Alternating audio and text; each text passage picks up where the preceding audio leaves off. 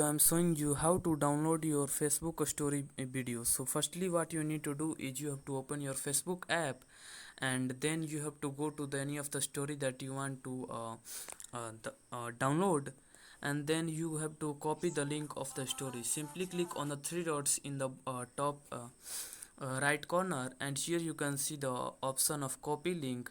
So click on the copy link, and you can also see the and if you don't find the copy link, then you can click on the share button in the bottom left corner, and here you can see the copy link. Click on the copy link, and now so that you can copy the link.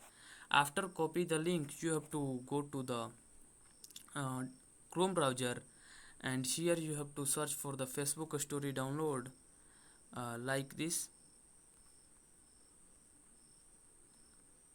and uh, and then search it. Click on the first link, and then you come to this page. Here you have to copy the link of this video, paste the link of the video, and then click on the download, and now it start downloading.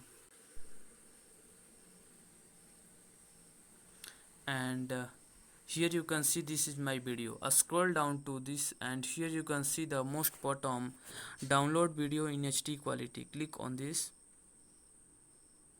and now here you can see the video will start playing.